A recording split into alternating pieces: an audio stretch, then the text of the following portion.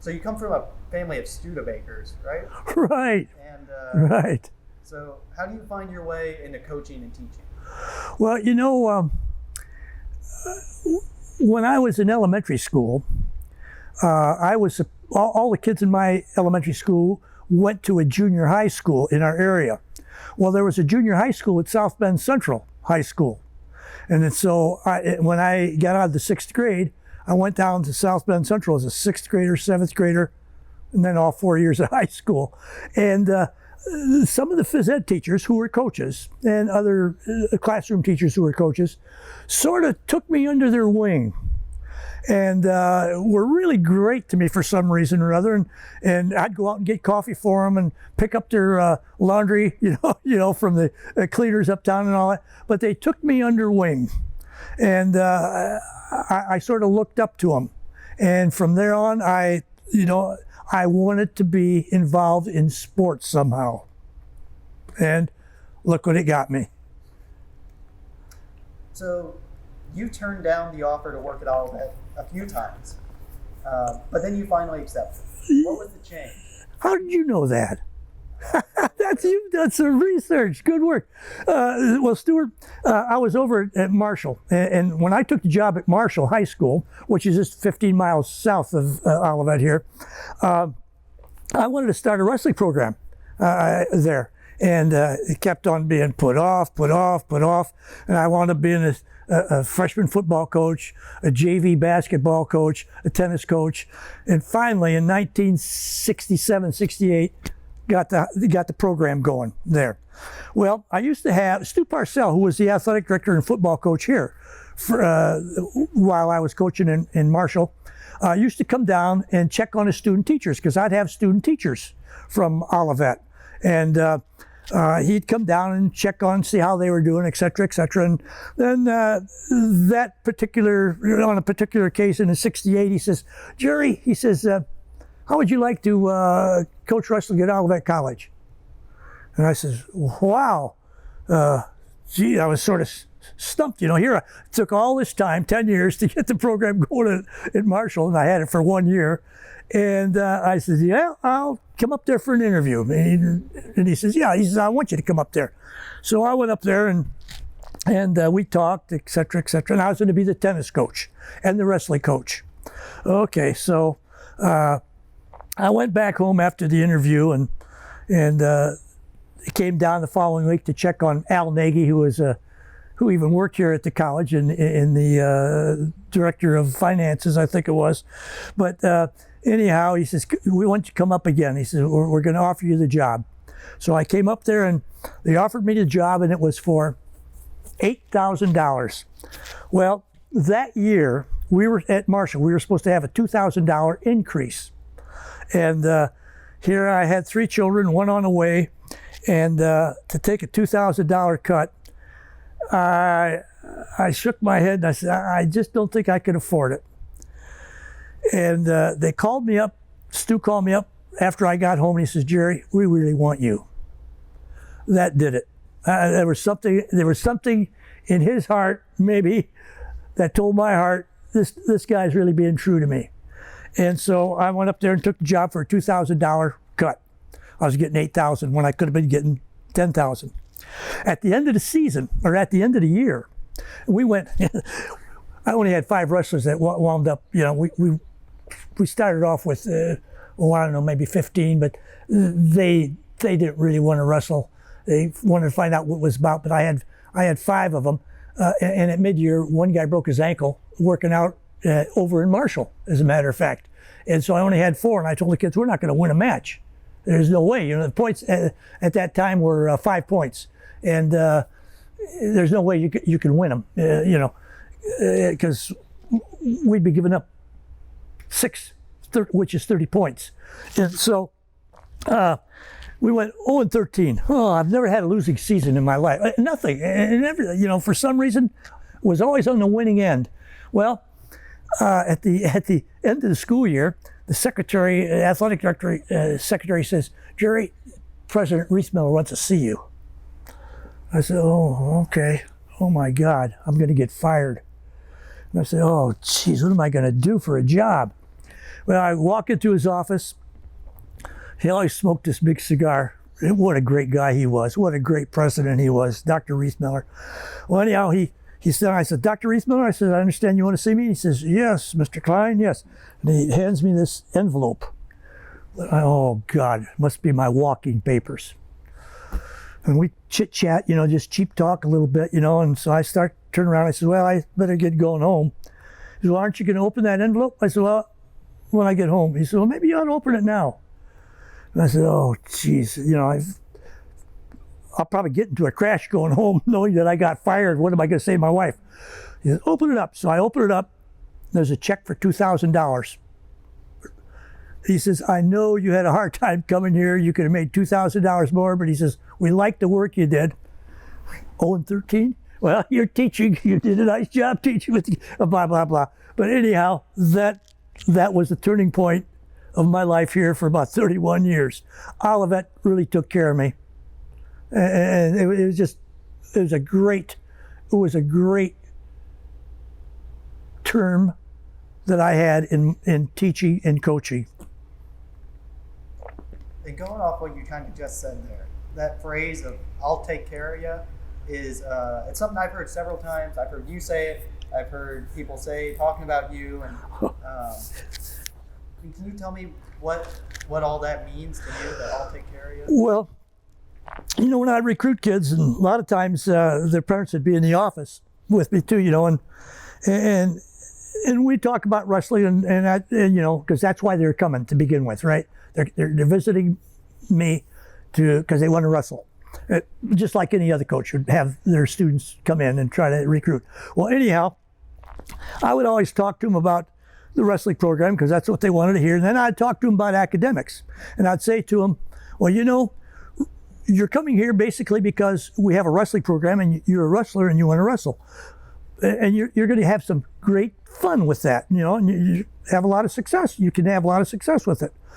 But the most important thing you're going to get out of coming out to Olivet is an education. And that education is going to make a lifetime for you.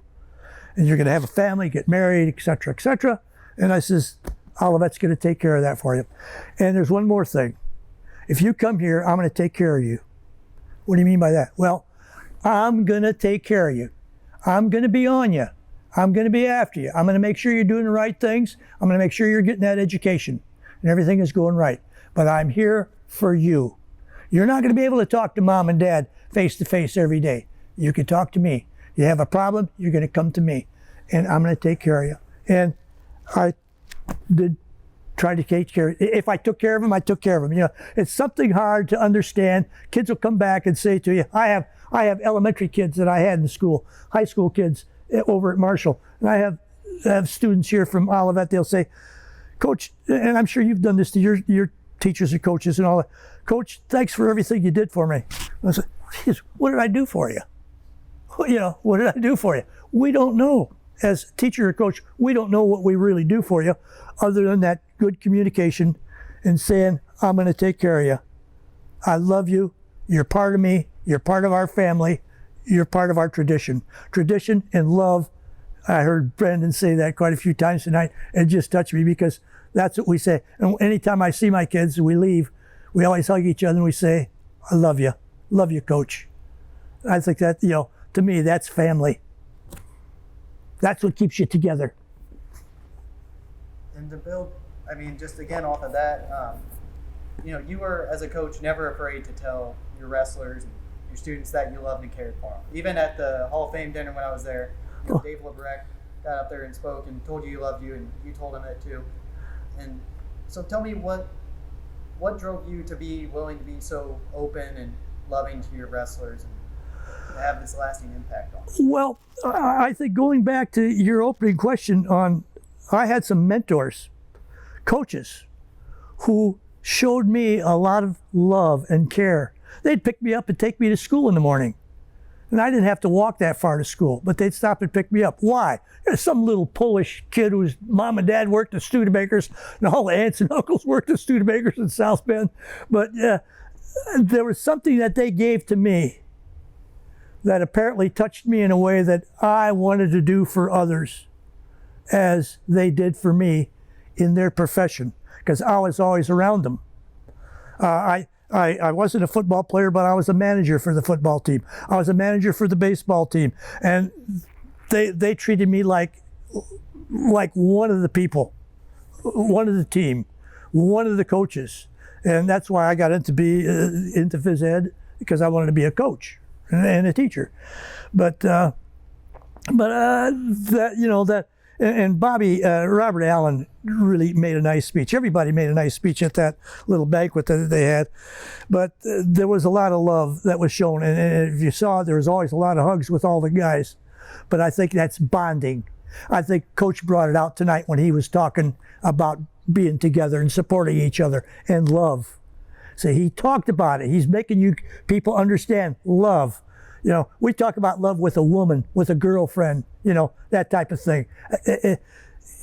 That's love, where we really cherish somebody and want to be part of somebody.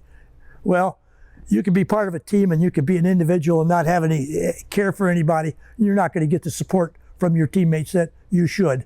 And that support pulls you together as a family. Coach mentioned that, as a family. I just loved everything he said today. It was basically everything that goes through my mind, that went through my mind in all those 50 years of coaching that I had. Switching things up a little bit, I want to ask some questions. OWC, where does that come from? Olivet Wrestling College. Well, you know, I had a whole mess of these shirts printed. I had T-shirts printed up one year, gave them out to all the kids, you know, and instead of Olivet College Wrestling, I just said Olivet Wrestling College, basically because we were winning. You know, there was a year, I don't know if you know this, but there was a year we won 101 matches out of 102. We had a 47 winning streak going. Kentucky beat us, I think, by a couple points. And after that, we went on to win, I think it was 53 or 54 more matches. They were the longest in the nation at the time. We were getting a lot of publicity from the Amateur Wrestling News, which is still being published today, which I still get subscriptions to. But that's... And we were winning here, and the students got behind us, the faculty got behind us. Why? Well, Olivet wasn't, you know, they had nice teams, they were good teams. Basketball team was pretty good in the 70s, 72, 73. We both won championships, and they were, you know, a couple years in a row. But we were just doing things that the other teams weren't doing, and it's not that we didn't want. And you know, we'd like to have everybody win. You know, you like to do that. Everybody, all the teams win, because it just makes it better for the whole student body. But the student body really gave us a lot of support. Why? Because we were winners. And I think they presented themselves, the wrestlers presented themselves well on the campus, you know, and in their classes. I mean, they weren't all A students and all that, you know, but I'm saying they handled themselves so well. And weren't cocky about things, but I think that was, you know, was a big turning point. So another one I want to hear about a little bit, that just a phrase I've always heard around here, but suffer to be beautiful. Can you tell me where that comes from a little bit? Well, you know, my wife used to say that at home all the time. You got to suffer to be beautiful, because the ladies go through a lot more than we do as young men and et cetera, you know, growing up. There's a lot more that suffering that they go through than we do. And she used to say that all the time. And I would start thinking, you know, in practice, going home or coming to school, you know, I always had about a 15-minute ride from Olivet to Marshall, or Marshall to Olivet. And I was thinking, you know, suffer to be beautiful. I heard my wife say that. And I was saying, God, these guys are working their tail off in that room, you know, beating into each other, wrestling tough, you know, and helping each other out, and just sacrificing all, you know, having to make weight and sacrificing. Suffering. They're suffering, man. But you know, at the end, they get rewards. It's beautiful. They're winners. They get to be winners. You got to work hard. You got to suffer to be beautiful. You just can't go through the motions and think you're going to win. You got to get dinged a little bit. You got to get beat up a little bit, because you're going to do that to the other guy too, but you got to suffer to be beautiful. Give it all you have and see what happens at the end. So you talked about your wife, and so what was it like to try to balance, this intense schedule of teaching and coaching and all these different teams and officiating as well? What was it like to balance all that with having a family and kids and a wife? Well, it was tough. It was tough. And I tell a lot of the young coaches, because I didn't do it. I had 5 children. My wife, I always say my wife raised them. That's one thing I didn't do a very good job raising my kids. Will say something different, and they said, "Dad, you taught us everything," but I wasn't home that much. Just what you said, I would be teaching, I'd be coaching, and I go out officiating, and or you're going out recruiting and this and that. But when I was officiating, I was recruiting. You could do that at the time.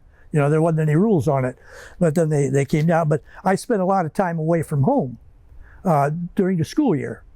And so it was tough, and I think you've got to find time to spend time with your family, and your and your wife, and you give time. And my wife just passed away about a year ago, and I'm seeing now all that she had done for my children. I could see it through the children now, how she raised them. I mean, I was there, but she was the head coach of the family.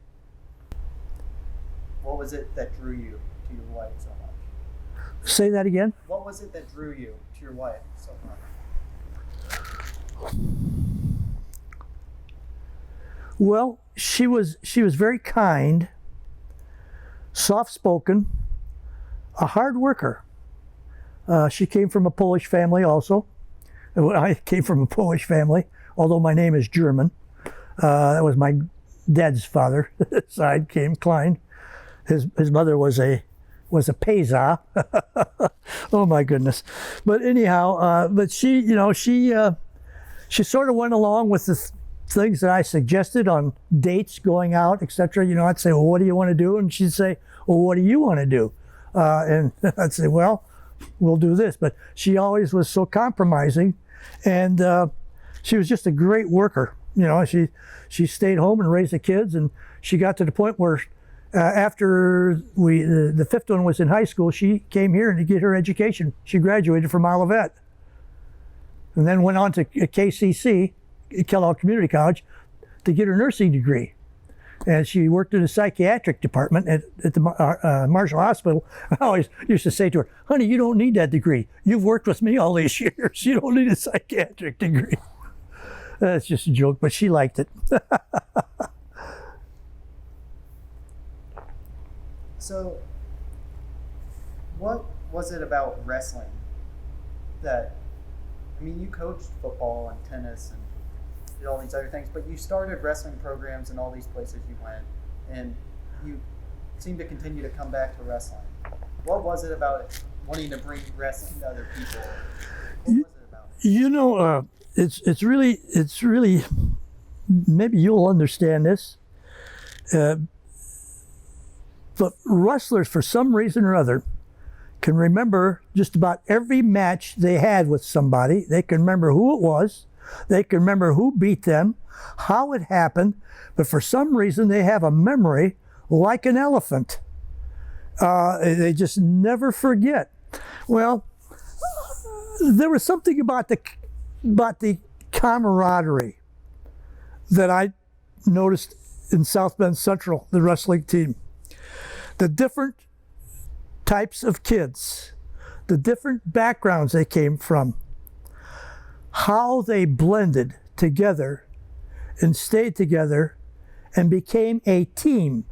And wrestling is an individual sport with a team concept. And not everybody understands that, but I just see the wrestling team in my lifetime. I've seen the wrestling teams come together, all classes, all kind of kids, tall, short, heavy, skinny, thin. I was skinny when I was an 85 pounder.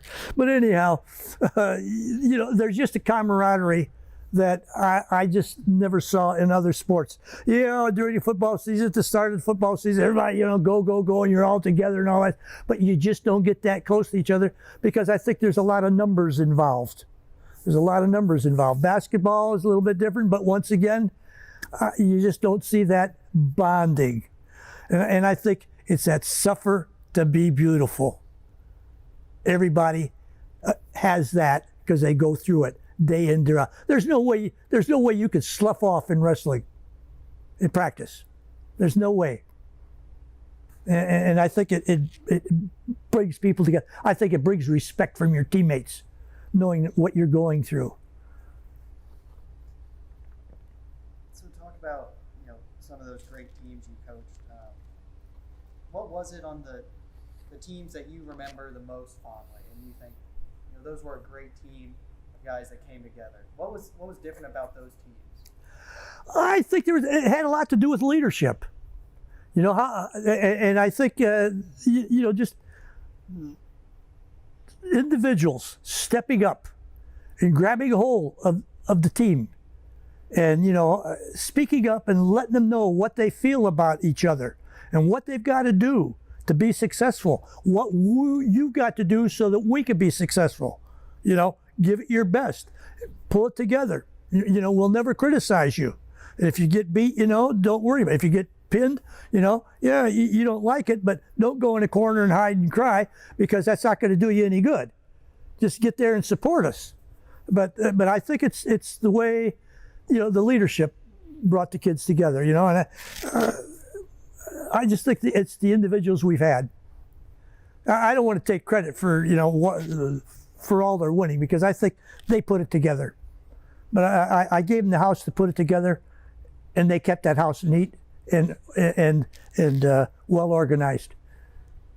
That 1983-84 team, they just got recognized. Yeah. This year. What do you remember about those guys? Well, I remember holding one of them that qualified for the Nationals, Richard Goodman. He was a kid from Marshall. I've known him for years. Had his dad in school, as a matter of fact, and he wasn't a very good student, and he got into Olivet, just got in, and I knew what kind of student he was, and I knew what kind of individual he was, and I told him, I says, you're not going to wrestle this first semester until you can prove that you can get your grades. As you get your grades, you're going to be a starter. I thought he'd drop out of school. Well, he didn't. He came back, he qualified and made it to the Nationals that year. He won, I think, 2 and lost 2, if I'm not mistaken, or else he won 1 and lost 2. But that particular year, we had juniors, sophomores, and freshmen and seniors, a combination of athletes that took the mat. It wasn't a junior or senior dominated team. It was just a variety, freshmen, sophomores, juniors, and seniors, and 5 of them made it to the Nationals. 5 of them. Sammy Hargrove, Danny Pantelio, who won it, Lebrecq, who came in 4th, and 5th, and Goodman, and Bob Kintz. 5 of those kids out of 10. Wow. Some teams are putting in, 7 or 8 now they've gone through, but at that time, getting in 5 at one time was pretty good, and was really neat. Coming home with 2 All-Americans. That was the only time our wrestling team, I think, did that. 2 of them. Are there ever times where you step back and look at all the years and you think, God, how did I make it all work? Oh boy, that is a beautiful question, because there's times I'm with we at homecoming, I was with the guys and we were talking about 40, 50 guys in that little old room that we had down there, and I don't know, and I was down there all those years, and to this day I don't know, I don't know how I made it work. I don't know how we got all those guys wrestling time in during the practice. I mean, I never used to go long practices, 2 hours at the most. That was a long practice. I like to keep them about an hour and a half, so I didn't waste much time. I didn't let them waste much time, but I don't, in and out, we could only wrestle 3 guys, and we had to be careful down there at once, having 3 guys going, 2 or better, 2 bouts going at once, but we got there and doing all the drilling and all that. Drilling wasn't as bad as the live wrestling. And to this day, I don't know how we did it down there. I just don't know, but we did. That's why it says, don't complain to me about a room, how big it is. Just give me a little room where I can wrestle. I don't care if it's 6 by 6, but just give me a room. That's where I said, just give me a jock, man. That's all I want. Just give me an opportunity. Of course, they don't wear jocks now, they wear briefs. But anyhow, I'd always say that to the kids, just let me have an opportunity. That's all I want. And don't complain about size of the room or how soft the mats are, or how hard the mats are, or whatever it is. So we were just kind of talking about it a little bit there, but the pit, kind of a bit of a fancy name for what it really was. But what was it like being in there? Well, it always smelled like pine sol because the managers or myself or the guys who were working for me had the work study program. That we'd come in, in the morning, at night, and then in the morning we'd always disinfect it. We didn't want to have any bacteria. There wasn't a lot of bacteria going on. Impetigo was a big thing at that time, but now impetigo it's nothing, compared to some of the other stuff you get. But it had heating pipes going through there, and it was always hot. You never had to worry about turning up the temperature or anything. And it would be steamy in there. Once you got going, everybody got going. They were just sweating and wet as all get out. You don't have to go down and wipe themselves out in a little locker room, connected to it, where they dress, the dressing room, and they come back in, and it was just all. It was all steamy. You could see the steam from the wrestlers that they had created because they were working hard, and but it was tight spaces. I don't know how we did it down there, but we did, and that's the beautiful thing about it. Father Shepherd was with us. Exactly. So through all the years and the wins and all the awards, what's been the greatest takeaway for you? The love that I get back from all the kids that wrestled for us. I get letters, calls, Facebook. I'm not very good on that Facebook. If I see their picture, there's something on it or a little note to them, I can send them a comment or something like that. But the love and the feeling that I get from them. And I was a little while earlier, you were talking about the family. They are my family. I always thought, geez, I sometimes I think I treated my athletic teams better than my own children, but there was nobody that could take care of my children better than my wife. I should have probably said that. And then there's nobody after my wife. There was nobody that could take care of my kids better than me. But the wrestlers, I felt, going back to what you said, if you come with me, I'll take care of you if you let me. If you let me. And in some cases, when I said that, when I was recruiting kids, boy, the parents gobble that right up. I wasn't saying it just for the sake of, landing a kid. I was saying it because I meant it. You come to me, I'll take care of you. And, as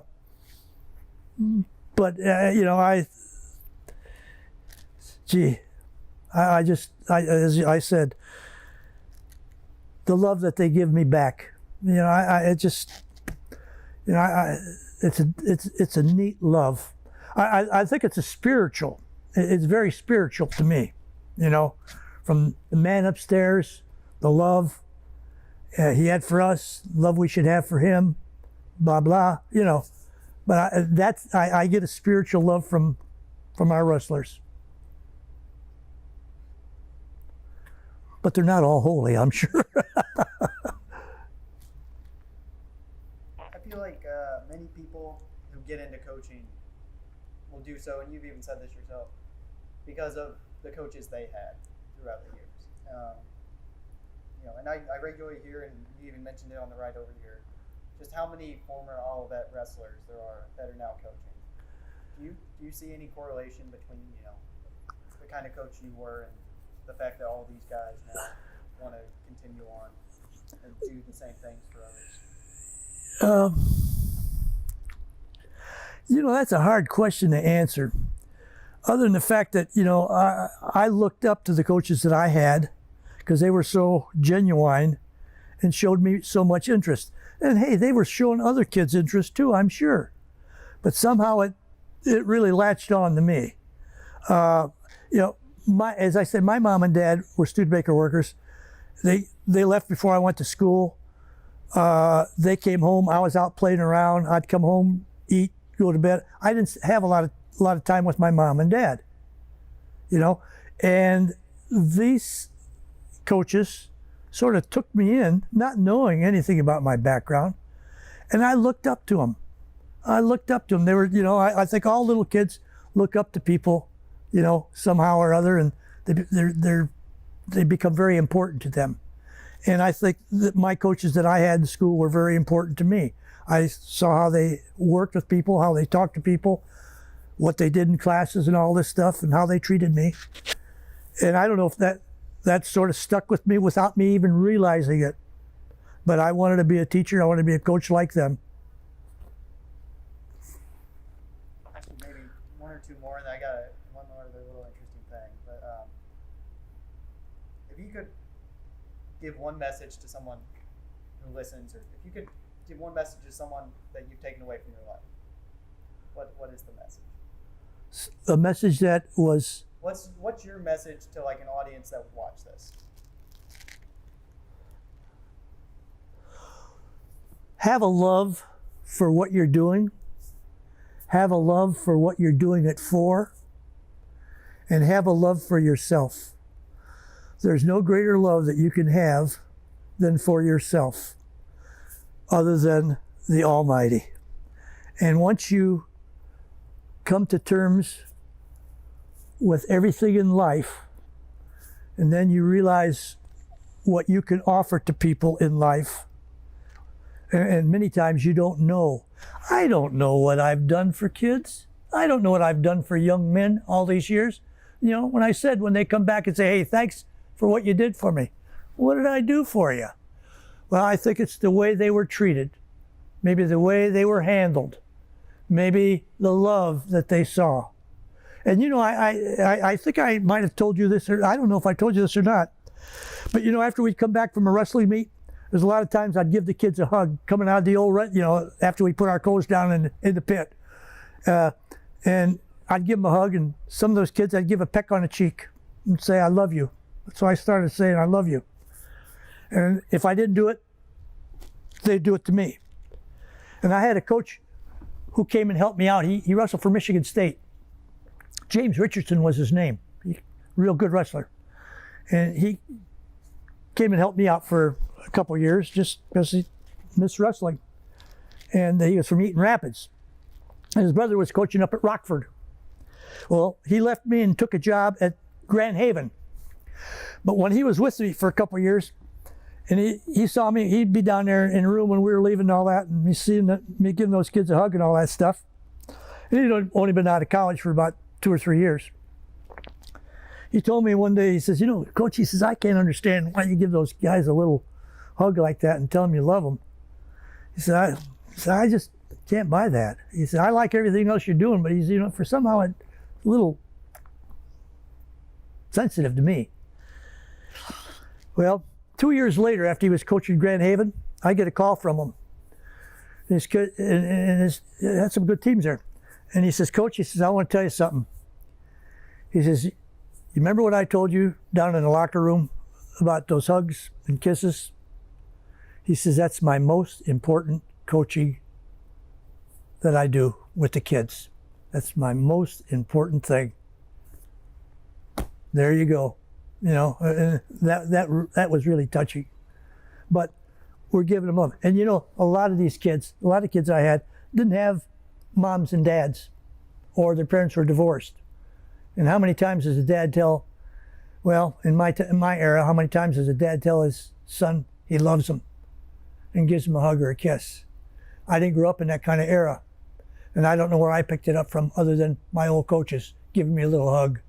They never gave me a kiss, but they gave me a hug and said, thanks, Jare. Here I am, a little 7th, 8th grader, 9th grader, 10th grader, you know. But that's great. And then before we finish, just one little thing I found the other day. These your little match. Oh yeah, I told you, yeah. You know, some guy came to me and wanted to know something about advertising, and he said, why don't you get these matches, you know, put your name on, blah, blah, blah. And I says, yeah. So he sent me about 5 boxes, and I still have about a couple of them at home yet. They've been sitting there all these years. Every now and then I'll take one out and burn some trash or something with them. Yeah, I said, how about that? Where'd you pick this up at? I found it when I was going through some of the old. Is that right? Yeah. Oh, I've got some more I can bring you. I think I told you that. Yeah. Yeah, I'll have to, when I get home, I'll have to go right down to the basement and pull them up tomorrow, so I can bring them tomorrow. Yeah. And then last thing, the oh yeah. Oh yeah. Oh yeah. Where's that come from? I don't know. They, you know, you always have little kind of yells or something like that, and I just, one time down in the wrestling room, I just got done talking and I just blurted out, oh yeah! And the kids went, oh yeah! Well, that's the way that lasted. Then a few days later or something, one of the kids says, Coach, say that again. I said, what? That oh yeah. So, oh yeah, oh yeah. And the kids went, oh yeah, oh yeah, oh hell yeah. Now, when we were up in the crowds or something, I'd say, we gotta say, oh heck yeah. We can't say, oh hell yeah. But that sort of stuck. You know, I just blurted it out one time. Oh yeah. Well, I don't know if you're up for it, but if you want to give us the oh hell yeah, Ben and I will give the responses. You betcha. You ready for it? Oh, we're ready. I'm gonna yell loud. Okay, go for it. Oh yeah! Oh yeah! Oh yeah! Oh hell yeah! Oh hell yeah! And then we'd all break out. Oh great. That's great. This was fun. Thank you. I really appreciate you doing it. Is there anything else you want to say? No, I'm just proud. I'm just so proud of the job that Coach Brissett has been doing with the wrestling team and the wrestling program. He's kept this tradition, and it got to be a tradition. I can't say I started it, but it was a tradition that was built while I was here in the wrestling program. And there were a couple other coaches that I talked to about, you know, this is the way we did things. I just want you to know you can do them. If you like them, fine. If you don't, hey, don't do it. And for some reason, there's a little era in there where we don't have that alumni wrestlers that have that togetherness. And Brandon has been coaching in a philosophy similar to mine. I mean, he mechanically, technical skill-wise, he's probably a hell of a lot better wrestling coach than I ever was. But he's keeping the family together, because there's a few years we lost that family because the coaches weren't concerned about family. They were concerned about other things. So that just makes me feel so good, because it makes me feel it's still part of the program. Well, thank you.